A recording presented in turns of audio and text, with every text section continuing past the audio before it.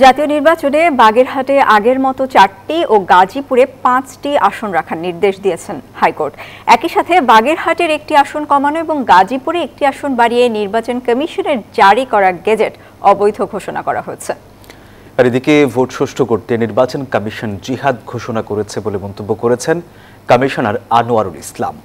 আরেক কমিশনার মোহাম্মদ সানাউল্লাহ বলেছেন, পোস্টাল ব্যালটের ডাকগুলো শতভাগ নির্ভুলভাবে গন্তব্যে পৌঁছাবে কিনা সেই বিষয়ে সন্দেহ রয়েছে। বাগেরহাটের একটি আসন কমিয়ে 3টি আসন করায় আগস্টের শেষ সপ্তাহ থেকে ক্ষোভ প্রকাশ করে আসছিলেন সেখানকার বাসিন্দারা। নির্বাচন কমিশনের সীমানা পুনর্নির্ধারণের সিদ্ধান্তে বাগেরহাটে ও নির্বাচন কমিশনের সামনে একাধিকবার প্রতিবাদ কর্মসূচি পালন করেন তারা। বাগেরহাটের একটি কমিয়ে 3টি ও গাজীপুরে একটি বাড়িয়ে 6টি আসন করেছিল নির্বাচন কমিশন। কমিশনের সেই সিদ্ধান্তকে সোমবার বাতিল করে দেয় হাইকোর্ট।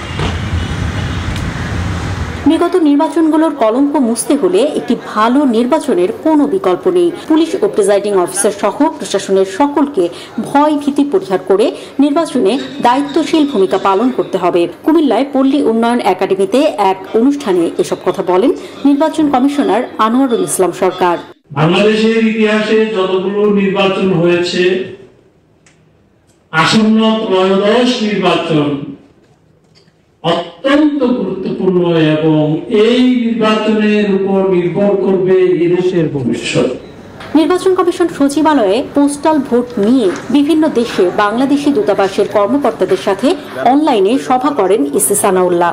বলেন, প্রবাস থেকে ভোটের 21 দিন আগে পোস্টাল ব্যালট পাঠানো শুরু করা যাবে, তবে 17 দিন বাকি থাকতেই ভোট পাঠানো ভালো হবে বলে মত তার।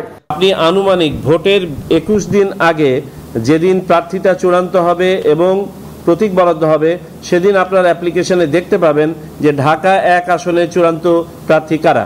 আপনাদেরকে যে হলফনামাটা পাঠানো হলো, ডিক্লারেশনটা স্বাক্ষর করবেন। ব্যালট পেপারটাকে ভাঁজ করে ব্যালটের যে খাম আছে সেই খামের মধ্যে প্রবেশ করাবেন এবং এই হলফনামাটাকেও প্রবেশ করাবেন।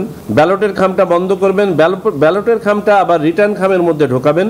তিনি মনে করেন, আন্তর্জাতিকভাবে পোস্টাল ব্যালটের সফলতার হারকে বাংলাদেশ ছাড়িয়ে যাবে। এই পোস্টাল ব্যালট কেন্দ্রের অন্তরা বিশ্বাস, নিউজ 24, ঢাকা।